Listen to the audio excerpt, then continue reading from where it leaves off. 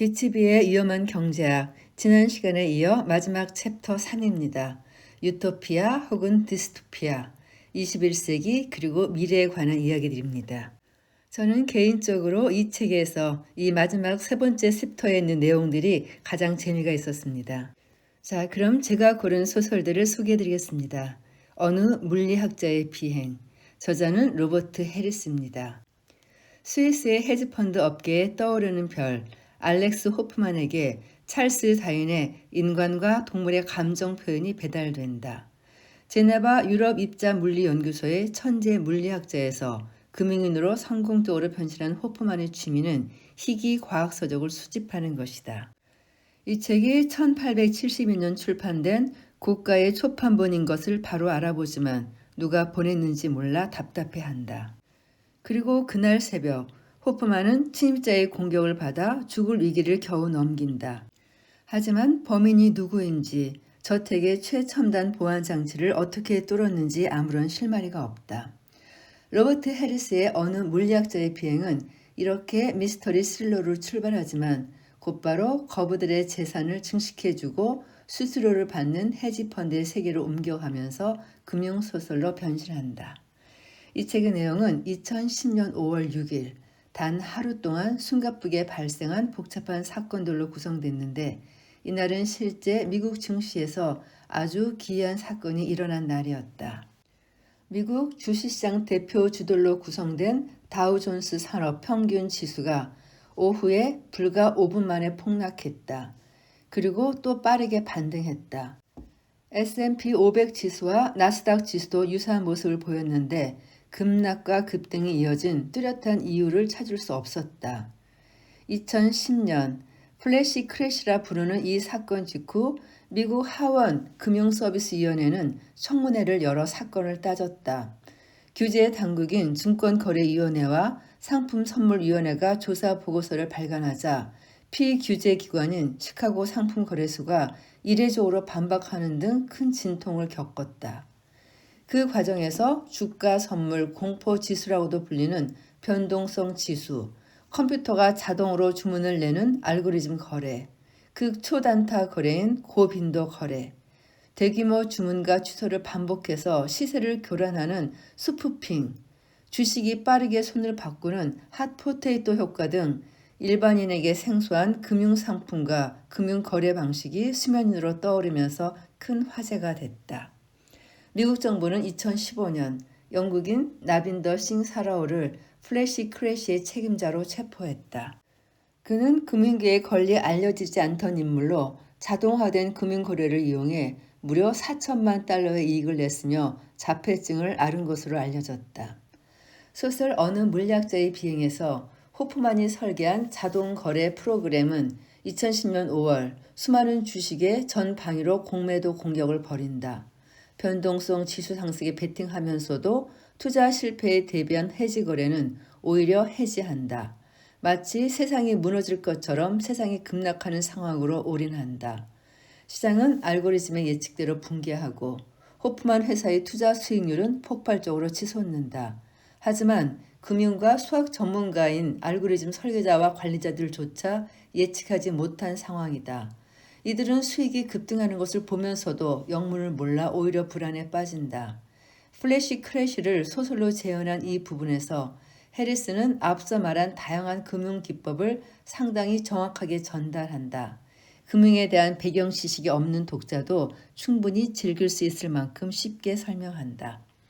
소설 속 호프만의 알고리즘은 현실 세계의 수준을 넘어서는 것으로 여기서부터 디스토피아적인 사이언스 픽션, SF의 세계로 넘어간다. 호프만은 다윈의 초판본을 자신에게 배달한 암스테르담 서적상을 통해 책을 주문한 사람의 신원을 확인한다. 놀랍게도 주문자가 자신이며 송금은행 계좌의 명의도 알렉스 호프만이다.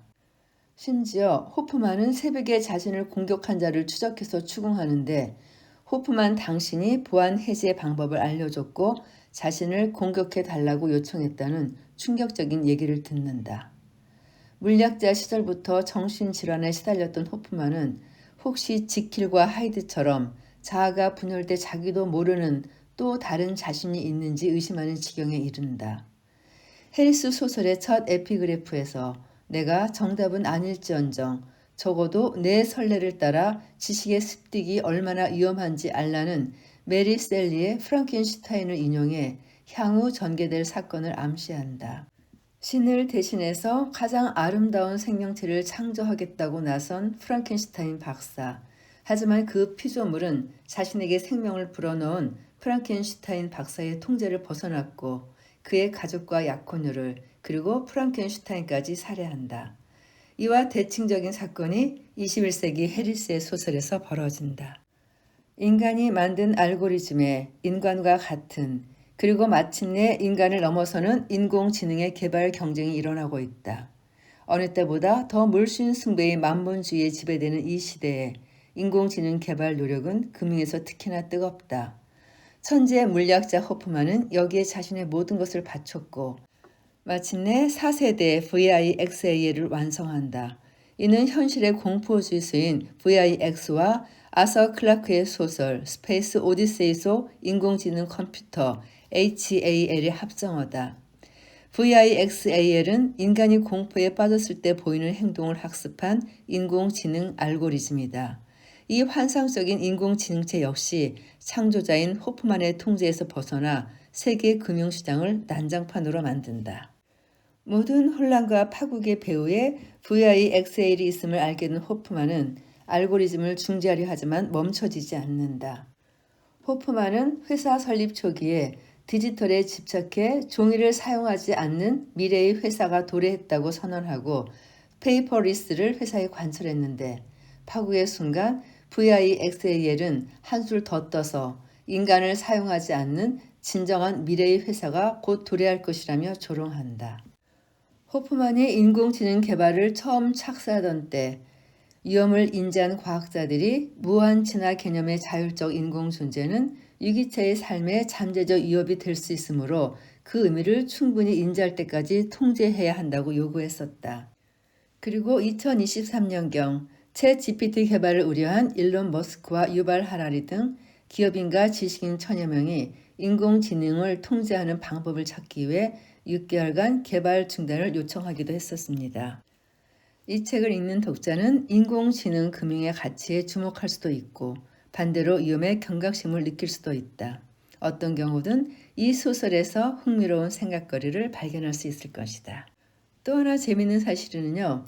우리나라 번역에서는 어느 물리학자의 비행이라고 했지만 원제는 The Fear Index, 공포지수랍니다. 이어지는 다음 에피소드는 Great America Again 아니면 Great Depression Again. 맨디블 가족입니다. 저자는 라이오넬 슈라이버. 지난 2023년 1월 19일 미국의 국가 부채가 의회에서 설정한 31조 4천억 달러 한도에 도달했다. 공화당과 보수 진영은 바이든 정부가 무책임하게 국가 부채를 증가시킨다고 비판했고 민주당과 리버럴 지식인들은 공화당이 부채 한도를 볼모로 삼아 경제를 위기로 끌고 간다고 반발했다. 라이오넬 슈라이버의 맨디블 가족은 이 논쟁의 정서적 맥락을 이해하는 단초를 제공한다.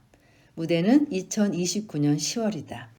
참고로 이 소설의 배경 시기는 2029년에서 2047년 사이입니다.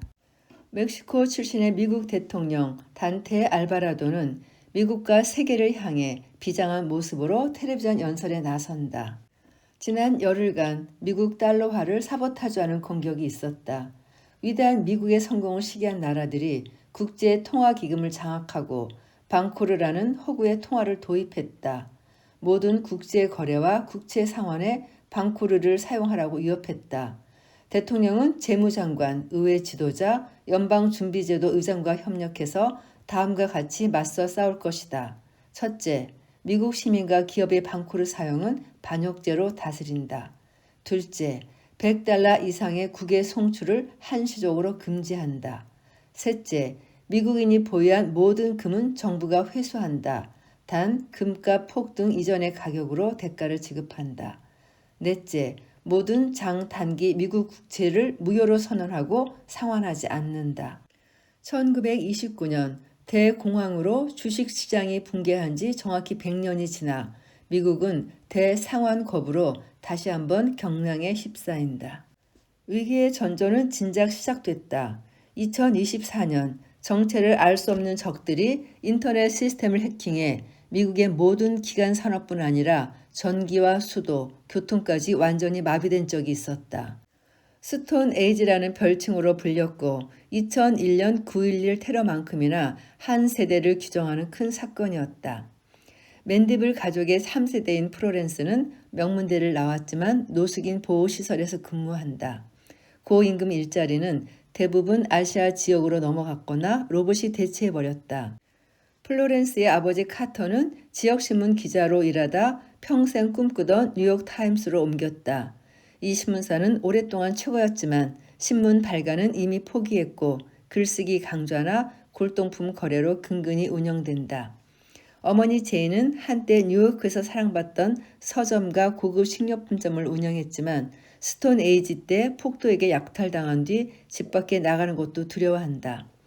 맨디블 가족 중 잘 나가는 건 플로렌스의 여동생 에이버리다.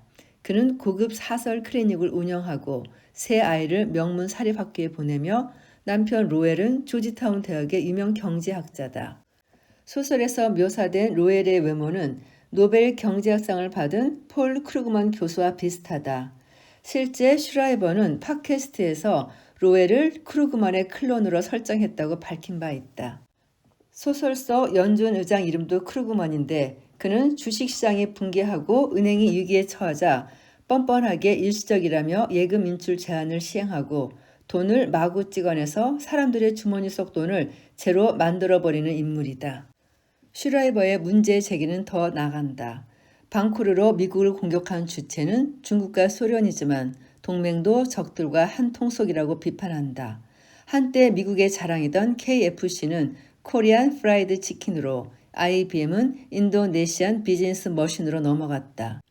국제전화 국가코드 1번은 미국에서 중국으로 대체됐고 미국은 몰락해서 멕시코의 주변부 취급을 받는다. 멕시코는 백인 미국인이 넘어오는 것을 막기 위해 국경에 긴 장벽을 쌓는다. 힘의 변화는 미국 국내에도 반영되어 제1 언어는 영어에서 스페인어로 바뀌었다. ARS에서 영어로 듣기 위해서는 2번 버튼을 눌러야 한다. 에이버리와 로엘의 아들 핑은 아시아 본사로 진출하고 싶어서 안달이지만 쉽게 비자가 나오지 않는다. 아름다운 딸 서베너는 거리에서 외국인에게 몸을 판다. 더 이상 매춘부라고 부르지 않으며 자극 컨설턴트라는 이름으로 합법화됐다. 한때 미국인들이 깔보던 후진국의 모습이 미국에서 재현됐다. 사람들의 생활은 계속 피폐해지고 약탈로 무법천지가 되지만 경찰은 재구시를 못한다. 오직 강력해진 것은 사회공헌지원국으로 이름을 바꾼 국세청뿐이다. 이들은 용이하게 소득 추적을 하기 위해 사람들의 두개골에 칩을 이식하고 모든 거래를 이곳으로 하도록 강제한다. 소득이 발생하자마자 사회공헌지원국은 칩을 통해 무려 77%의 세금을 자동으로 떼어간다. 싼 노동력과 세금 혜택 때문에 진출한 외국 기업들이 떠날까봐 두려워 법인 세율은 낮게 유지한다. 맨디블 가족 중 정부 개입에 가장 몸서리치는 플로렌스의 남동생 제러드가 누구보다 먼저 자유를 향해 떠난다. 미국의 몰락을 인정하고 실천적 대안을 제시하던 플로렌스의 아들 윌링도 두려움을 이기고 가족과 함께 네바다로 이주한다. 소설에서 슈라이버가 옹호하는 것은 일반적인 보수 경제학 정도가 아니라 금본위제 도입과 복지 철폐라는 극단적 입장이다. 하지만 슈라이버는 꼼꼼한 취재, 인간 본성에 대한 깊은 이해, 그리고 빈틈없는 구성으로 이 소설이 유치한 이데올로기적 선전물로 빠지는 것을 막았다. 방코르는 제2차 세계대전 직후 영국 경제학자 존 메이너드 케인스가 도입을 주장했고 1933년 프랭클린 루즈벨트가 실제 금몰수 조치를 한 적이 있는 등 꼼꼼한 서술도 소설의 완성도를 높인다. 그는 인터뷰에서 미국 붕괴에 대해 썼지만 미국이 실제 붕괴할 것이라는 뜻은 아니다라고 밝힌 바 있다. 맨디블 가족은 미국 경제에 대한 전망서가 아니다. 현재 미국인들이 느끼는 불안과 공포의 기록이며 연준과 연방정부에 대한 오랜 적대감의 표출이다. 그 점에서 미국을 이해하기 위해 이 책은 읽을 가치가 충분하다.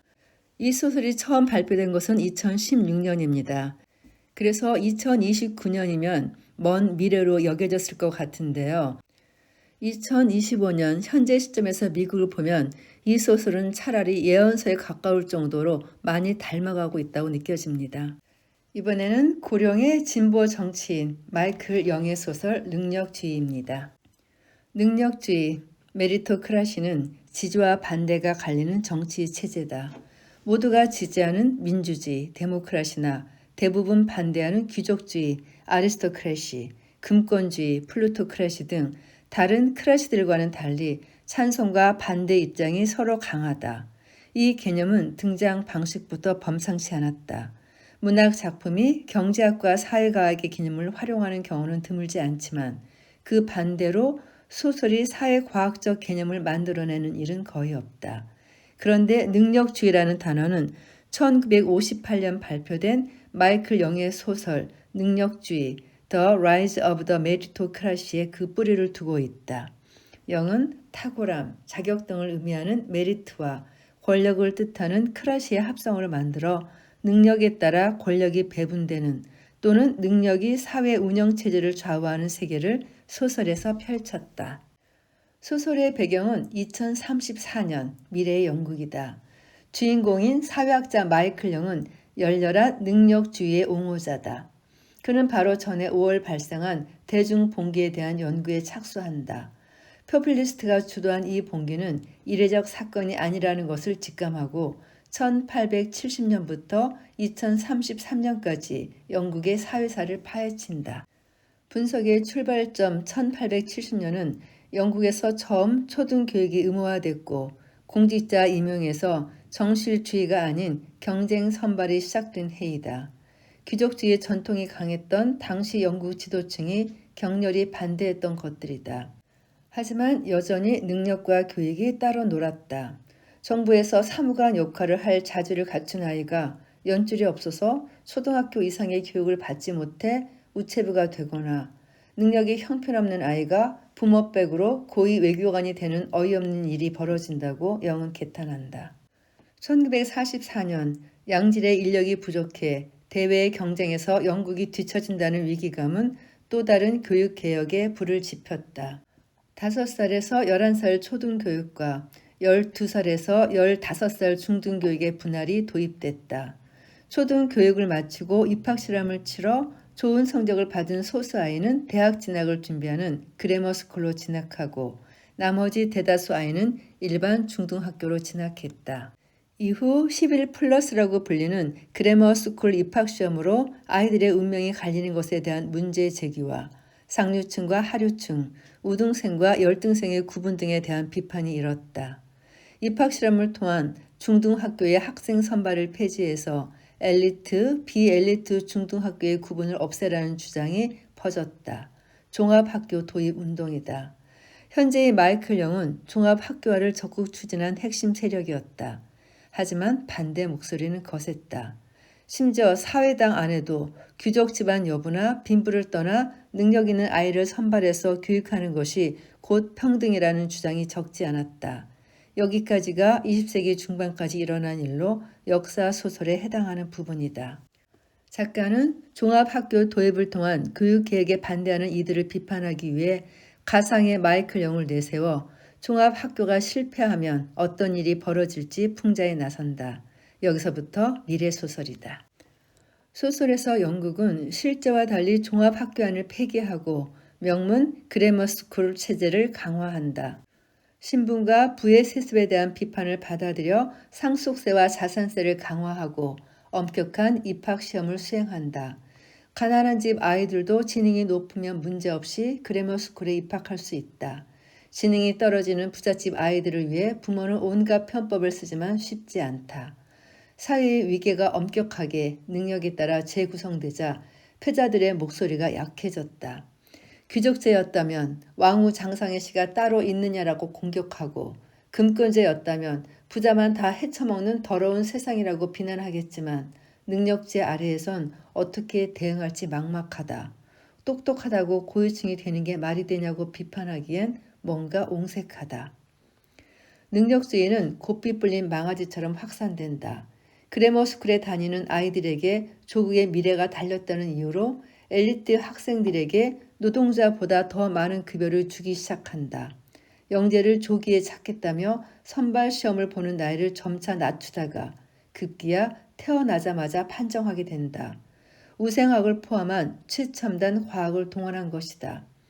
하지만 능력 부족이라는 이유로 사회의 모든 중요한 지위에서 배제된 사람들의 불만이 저절로 사그러들지는 않는다. 대중의 불만을 누그러뜨리려고 2005년 모든 피고용인에게 균등급을 지급하기로 결정한다. 물론 세분화된 보상 체계를 통해 엘리트들은 막대한 소득을 가져간다. 소설에서 능력주의자들은 다시 안정을 되찾았다고 생각했지만 2023년 여성이 주도한 진보적 포퓰리스트의 봉기로 역사의 분기점에 서게 된다. 능력주의 시대에 엘리트들의 반대편에는 잉여인간이 있다. 경제적으로 무능해서 남아도는 인간이란 멸치적 의미가 담겼다. 21세기 4차 산업혁명 시대에서의 능력주의는 AI로 수렴한다. IT 엘리트들이 실리콘밸리 같은 데 모여 AI를 개발해 큰돈을 벌수록 잉여인간은 늘어간다. 불편한 사실은 마크 저커버그 같은 실리콘밸리의 억만장자들이 잉여 인간을 구원해줄 해법으로 기본소득 정책을 적극 지지한다는 것이다. 그들이 지지하는 이유는 간단하다. 많은 사람들이 AI로 일자리를 잃어 은행 창구가 마르더라도 스마트폰 통신비나 앱 사용료를 낼 정도의 기본소득은 보장되어야 IT 엘리트들이 고소득을 향유하는 능력주의 경제체제가 유지되기 때문이다. 나는 메리토크라시에 대한 입장은 유보적이다. 다만 이 소설의 풍자는 버나드 쇼 못지않은 최고 수준이라 생각한다. 이 소설은 1958년에 발간된 미래소설이었습니다. 그러나 그 내용이 그렇게 미래적으로 느껴지지 않는 것은 현실의 실정이 너무나 그 미래에 이미 와 있기 때문이 아닌가 합니다. 이번에 소개할 소설은 2045년의 미국입니다. 제목은 원더풀 랜드. 작가는 더글러스 케네디입니다. 더글러스 케네디의 소설 원더풀 랜드의 배경은 2045년 미국 미네소타주 트윈시티라 불리는 미니애폴리스와 세인트폴이다. 생각해보니 미국이라는 단어는 잘못된 표현이다. 지금 우리가 알고 있는 미국, 유나이티드 스테이츠는 2034년 연방과 연맹의 두 나라로 쪼개지면서 사라졌다. 연방은 캘리포니아와 뉴욕 등 전통적으로 민주당이 강세를 보였던 서부와 동북부의 주들로 이루어져 있고 연맹은 공화당세가 강했던 중서부와 남부의 주들로 구성됐다. 2016년 미국 대선에서 공화당의 도널드 트럼프가 승리하고 2020년에는 민주당의 조 바이든이 당선되면서 양당 지지자들 사이의 적대감은 크게 증폭됐다. 이 소설의 집필 시점이 2023년이었기 때문에 여기까지는 실제 상황입니다. 2024년 대선에서 네브래스카 출신의 공화당 의원 제널드 콤프만 후보가 근소한 차이로 당선됐고 4년 뒤 재선에도 성공한다. 이 기간에 낙태가 전면 금지되고 공립학교에서 기독교 수업이 진행된다. 동성혼은 위헌 판정이 나며 독실한 기독교인 이외에는 미국 이민이 불어댄다. 설상가상 중국이 대만을 침공하면서 미국과 중국 사이에 핵 전쟁이 발발할 수 있다는 공포가 확산된다. 미국 부동산 시장은 붕괴했고 실업률은 20%까지 치솟는데도 2032년 대선에서 콤프만보다 더 강성인 공화당 호킨스 후보가 대통령에 당선된다. 호킨스는 전업주부 가정의 세금을 인하하고 일반적이지 않은 즉 LGBT와 이민자 가정의 세금을 인상한다. LGBT는 레즈비언, 게이, 바이섹슈얼, 트랜스젠더의 앞글자를 딴 성적 소수자를 의미합니다. 펜실베니아는 주민투표를 통해 연방을 선택하지만 이를 받아들일 수 없는 러스트벨트 주민들은 연맹을 선택한 웨스트 버지아나나 인디애나로 이주한다. 러스트벨트는 미국 북동부 오데오 주변에 있는 쇠락한 공장지대를 말합니다. 전통적으로 공화당 지지 세력이 강하고 특히 2016년 트럼프 대선에 큰 영향을 끼쳤습니다. 한편 연방과 연맹 지지가 팽팽하던 미네소타는 주민투표를 통해 주를 2개로 분할하기로 결정한다. 분리선을 두고 연방과 연맹은 서로 다투다가 트윈시티를 중립지대로 하고 반씩 나누기로 한다. 냉전 시대 동서로 나뉜 독일 베를린을 모델로 한 것이다. 이 과정에서 수많은 사람이 죽거나 터전을 잃는다. 작가 더글러스 케네디는 한 인터뷰에서 역사를 전공하는 것이 소설가에게 좋은 훈련을 제공한다. 내가 소설을 집필할 때 하는 일의 대부분은 사람들의 행동을 관찰하는 것이다. 역사를 공부하면 인간의 어리석음이 어떻게 끝없이 반복되는지 알 수 있다고 밝힌 바 있다. 그는 또 이 소설의 집필 동기가 2020년 대선에서 진 트럼프의 강성 지지자들이 부정선거를 주장하며 의사당을 불법 점거한 폭동 사태였음을 숨기지 않았는데요. 몇 년 지나지 않아 폭동의 기억은 희미해졌고 트럼프는 재선에 성공했죠. 심지어 트럼프 취임식에는 기업들로부터 역대 가장 많은 기부금도 쌓였습니다. 케네디는 인터뷰에서 이렇게 말했습니다. 우리는 민주주의를 당연한 것으로 여겨왔습니다. 그러나 민주주의는 아주 깨지기 쉬운 화병입니다. 그리고 이 말은 지금 녹음을 하고 있는 2025년 12월 3일, 지금 한국의 실정에서도 절절히 가슴을 울리는 말입니다. 이번에는 제가 이 책을 읽는 동안 가장 흥미를 느꼈던 소설이고요. 아마 책을 빌린다면 가장 먼저 고를 1번 순위가 되지 않을까 싶습니다. 접는 도시 하오징팡. 84년생으로 중국에서 태어났습니다. 칭화대에서 물리학을 전공했고요. 전공을 받고 대학원에서 경제학으로 박사학위를 받았습니다. 하오징팡의 접는 도시는 공간과 시간이 단절된 미래에 중국인들의 불평등한 삶을 그려낸 단편 과학 소설이다. 소설의 배경인 베이징은 세 개의 공간으로 구성되며 48시간을 주기로 순환한다. 제1공간은 대지의 한 면을 차지하고 500만 명이 거주한다. 이들에게는 아침 6시부터 다음날 아침 6시까지 24시간이 할당된다. 이 시간이 끝나면 대지가 뒤집혀 제1공간의 모든 건물은 접혀 지하로 들어가고 제2공간의 건물들이 펼쳐진다. 2500만 제2공간 사람들이 밤 10시까지 16시간 동안 생활하고 제3공간이 8시간 동안 그 뒤를 잇는다. 거주인들의 공간 간 이동은 엄격히 금지된다. 설정부터 매우 흥미롭죠. 소설의 내용은 이렇게 시작합니다. 48배 중년의 사내 라우다오는 제3공간에 사는 쓰레기 처리공이다. 제1공간과 제2공간에서 쏟아져 나오는 쓰레기를 분리하는 일을 28년째 하고 있다. 어느 날 쓰레기를 분리하던 다오는 유리병 속에 든 메모를 발견한다. 제2공간 거주자 친텐이 제1공간에 사는 이엔에게 보낼 사랑의 편지를 전달할 메신저를 구한다는 내용이다. 보수는 20만 위엔이다. 월급이 1만 위엔인 다오에겐 큰 돈이다. 결국 모험에 나선 다오는 쓰레기 이동로를 통해 제2공간에 잠입해 친텐으로부터 이엔에게 보낼 편지를 받아온다. 그런데 제1공간으로 이동하는 것은 훨씬 더 어려운 일이다. 다오는 젊었을 때 제1공간과 제3공간을 몰래 오가던 은퇴한 밀수꾼 펑리에게 사정을 얘기한다. 펑리는 비밀 공간 이동 루트를 알려주면서도 가지 말라고 경고한다. 가봐야 좋을 게 하나도 없어. 자네 삶이 얼마나 끔찍하고 희망 없는지 느낄 뿐이야. 다오는 거기 안 가도 내 삶이 얼마나 끔찍한지 잘 안다고 대답하곤 대지가 뒤집히는 순간 그 틈새로 뛰어든다. 하오징팡은 휴고상 수상 직후 인터뷰에서 대학에서 물리학을 전공하던 시절부터 소득 분배가 자연계의 맥스웰 볼츠만 분포를 따르는지 살펴볼 정도로 불평등에 관심이 많았다고 했다. 또 모든 중국 왕조가 평등을 이루려는 인민의 열망의 기초에 세워졌지만 시간이 지남에 따라 소수에게 토지가 집중되는 등 불평등이 다시 확대되고 전복된 역사가 이어졌다고 우려를 표했다. 하지만 경제학자이기도 한 하오징팡은 어떤 해결책도 제시하지 않는다. 오히려 불평등은 미래에도 인류의 영원한 과제일 것이라며 토지 병합을 억지로 봉쇄했다면 경제는 비효율적인 가족농이라는 원시적 수준에 머물렀을 수도 있다며 위험성을 지적하는 데 그친다. 하우징팡은 한 도시에 살면서도 서로 거의 교류하지 않고 삶의 모습이 매우 다른 계층들의 격차를 직접 드러내는 방식으로 세 공간으로 구분된 접는 도시를 구상했다.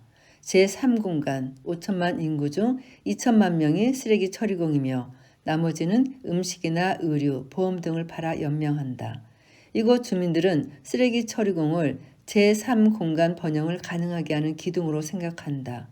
요리사, 의사, 관리인 등 고급 블루컬러 중 탁월한 성과를 낸 인물들이 상위 공간으로 이동하는 경우가 있지만 아주 드물고 대개는 그런 희망조차 품지 않는다. 제2공간 사람들은 계층 이동에 좀 더 적극적이다. 신태는 제1공간에 있는 유엔 경제기구에서 한 달간 인턴으로 근무한 경험이 있다. 그 시절 이엔을 만나 사랑에 빠진다. 그는 졸업 후 유엔에 취업해 제1공간으로 이주하는 게 꿈이다. 신텐의 기숙사 룸메이트 장셰는 제2공간의 은행 인턴으로 수련 중인데 오히려 제3공간 관리자로 가려 한다. 제2공간에 머무는 것보다 제3공간에서 공을 세우면 제1공간으로 발탁될 가능성이 오히려 더 크다고 생각한다. 이렇듯 주로 중간 관리자나 대학생으로 구성된 제2공간 사람들은 대부분 하급 육체 노동자인 제3공간 사람과는 달리 강한 계층 상승 욕구를 갖고 있다. 하지만 제1공간 인구가 제2공간 인구의 5분의 1밖에 되지 않기 때문에 이것도 결코 쉬운 일은 아니다. 소설 속에서 제조업 일자리는 대부분 로봇으로 대체된다. 농장도 대규모로 집적하고 기계로 농사를 짓는다. 많은 사람들이 우려하는 기계화로 인해 광범위한 노동 대체가 발생한 상황이다. 제3공간에서 태어난 뒤 제1공간으로 신분 상승한 거다핑은 다오에게 이렇게 설명한다. 경제가 발전하는데도 실업률이 계속 상승했지. 돈을 잔뜩 찍어내도 소용이 없었어. 필립스 곡선이 들어맞질 않았단 말이야. 필립스 곡선은 인플레이션율과 실업률 사이에 역의 상관관계가 있다는 거시 경제학의 기본 모델이다. 교과서적인 상황에서 중앙은행이 화폐량을 늘리면 물가 상승률이 높아지고 이에 따라 실업률이 낮아지는데 그런 관계가 깨졌음을 의미한다. 서구 사회가 개인의 노동시간을 강제로 줄여서 일자리 수를 늘렸지만 경제 활력은 오히려 줄어들었다고 생각한 베이징 당국은 좀 더 극단적인 방법을 선택한다. 대다수 하층민의 절대 시간을 줄이면 48시간 중 8시간만 생활할 수 있다면 생활시간 대부분을 일하게 해도 절대 노동시간은 짧다. 시장이 공간별로 분리돼 있어 제3공간의 물가는 낮게 유지할 수도 있다. 이는 저임금으로도 충분히 유지할 수 있다는 말이다. 그리고 갈등을 피하기 위해 공간은 분리되고 이동은 금지된다. 이 모든 해법을 유지하기 위해 쓰레기 처리공은 필수적이다. 게다가 재활용, 녹색 경제, 순환 경제라는 거창한 목표도 달성할 수 있다. 소설에서 다오는 우여곡절 끝에 모험을 마치고 제3공간으로 돌아온다. 그의 수중에는 과거에는 꿈도 꾸지 못했던 30만 위안이 있다. 다오가 이 거금으로 무엇을 했는지 작가는 아무런 답변을 하지 않고 열어둔다. 하오징팡은 한 인터뷰에서 소설의 가치는 다양한 미래를 그것이 좋든 나쁘든 밝든 어둡든 상상하도록 자극하는 것이다. 세상의 다른 가능성을 상상하는 것만으로도 세상에 대한 이해가 넓어진다고 말했다. 이 소설은 영화로도 만들어질 예정이랍니다. 이제 이 책에서 선택한 마지막 소설을 소개해드리겠습니다. 디 임플로이, 저자는 올가 라븐. 인간이 창조했으나 인간의 통제를 넘어선 존재는 오랫동안 작가와 독자의 호기심을 자극해왔다. 인간에 대한 반란은 가장 극적인 형태다. 아서 클라크의 스페이스 오디세이 시리즈에 등장하는 인공지능 컴퓨터 할은 작동을 중단시키려는 엔지니어를 살해한다. 영화 터미네이터의 미래에서 온 사이보그는 너무나 유명하고 앞서 소개한 로버트 해리스의 어느 물리학자의 비행에 등장하는 인공지능 알고리즘, 빅살은 세계 금융시장을 파국으로 몰아간다. 이 모든 것의 원형은 200년 전 메리 셀리가 상상한 인공생명체 프랑켄슈타인까지 거슬러 올라간다. 올가 라븐의 소설 디 임플로이도 무대와 인물 구조는 이들과 특별히 다르지 않다. 무대는 22세기의 우주선 6,000호이다. 근무 직원 절반은 인간이고 나머지는 인간형 휴머노이드이다. 인간형은 룬드 박사가 백합 봉우리처럼 생긴 보라색 생체 물질 포대에서 배양한 인공 생명체다. 이 소설은 인간형이 저지른 살인사건에서 출발한다. 어느 날 새로운 발견이라는 행성을 탐사하던 중 직원들은 그 물체를 발견하고 우주선으로 옮긴다. 그 물체와 접하면서 직원들은 변화해 간다. 한 인간형은 그 물체에서 오크나무에 낀 이끼향을 느낀다. 태어나는 것이 아니라 만들어지는 과정에서 수많은 경험을 주입했고 그중 하나가 이 이끼향이었기 때문에 가능한 일이다. 이끼를 만지는 느낌은 주입하지 않았는데 손가락은 희미하게 이끼를 매만지던 감각을 기억해낸다. 윤리적, 경제적 측면에서 불필요하기 때문에 생식기관은 인간형을 만들 때 제외했지만 그 물체를 바라보면서 성욕을 느낀다. 그리고 조사위원에게 자신이 다른 인간형에 비해 지나치게 살아있는 존재냐며 따진다. 감정 반응 패턴에 문제가 있다고 진단된 인간형은 문제 해결이 아니라 인간적인 문제라면 그 문제를 계속 유지하고 싶다고 주장한다.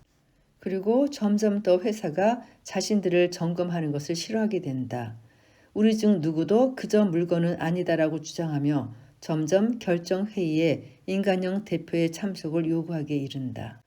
위원회는 통제 범위를 벗어난 인간형의 작동을 중단시키려 하지만 실패한다. 결국 6,000호에서 가장 가치가 높은 그 물체를 지키기 위해 모든 승무원을 제거하기로 결정한다. 인간 직원은 다 사망하겠지만 인간형 직원은 기억을 일부 삭제한 채 재업로드 될 것이기 때문에 큰 손실은 아니다. 인간형을 만든 통일은 당연히 비용과 편익이다. 인간 노동자 한 명을 얻기 위해서 최소 20년이 필요하지만 인간형은 18개월의 배양 기간만 확보되면 만들 수 있다. 내구성도 좋고 업데이트로 엄청난 양의 데이터를 처리할 수 있다. 생체 종료 시 기억을 다운로드해 다른 신체에 재업로드할 수 있어 사실상 죽지 않고 재생되는 존재다. 한편 21세기의 휴머노이드의 존재 이유는 단순히 인간의 노동을 대신할 비용과 편익에 국한하지 않는다. 휴머노이드는 AI라는 알고리즘 체제를 탑재하고 시장에서 거대한 자본을 빨아들인다. 휴머노이드가 가져올 미래가 유토피아일지 디스토피아일지는 두고 봐야 알겠지만 그들이 인간의 욕망까지 학습하는 건 두려운 일이다. 한 7권 정도 소개한 것 같은데 벌써 녹음이 이렇게 길어졌네요. 오늘도 긴 녹음 들어주신 분들께 감사드립니다.